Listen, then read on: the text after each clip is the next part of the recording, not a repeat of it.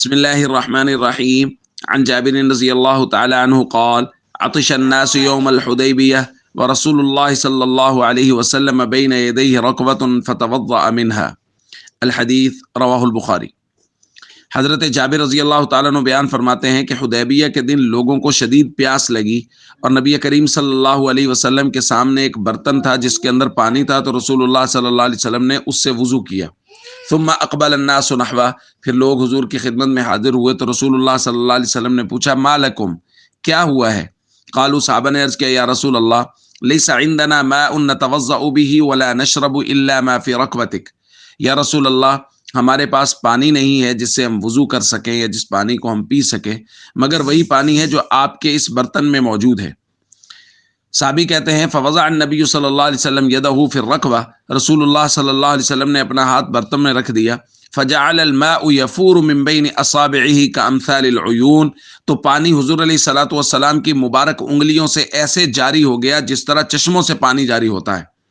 صحابہ کہتے ہیں فشربنا وتوضأنا، تو پھر ہم نے اس پانی کو پیا بھی اور اس سے وضو بھی کیا۔ حضرت جابر رضی اللہ تعالیٰ عنہ سے پوچھا گیا کہ آپ لوگ کتنے تھے؟ کم کنتم یومئذ، اس دن آپ لوگ کتنے تھے؟ انہوں نے فرمایا اگر ہم 1,00,000 بھی ہوتے تو وہ پانی ایسے چل رہا تھا کہ وہ ہم سب کو کفایت کر جاتا، لیکن انہوں نے کہا کہ ہم اس دن 1500 لوگ تھے۔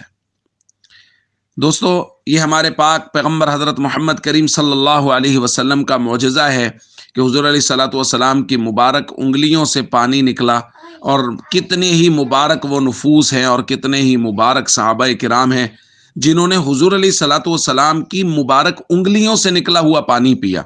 ان کی پاکیزگی میں کیا شک ہو سکتا ہے اور ان کی طہارت میں کیا شک ہو سکتا ہے جنہوں نے نبی پاک صلی اللہ علیہ وسلم کی مبارک انگلیوں سے نکلا ہوا پانی پیا ہے۔ اللہ تعالیٰ نے یہ شرف صحابہ کو نصیب فرمایا تھا، اور صحابہ کرام نے پھر نبی پاک صلی اللہ علیہ وسلم کی مبارک انگلیوں سے نکلا ہوا جو پانی پیا اس کا حق ادا کیا، پوری دنیا میں پھیل گئے دین اسلام کا پرچم لے کے۔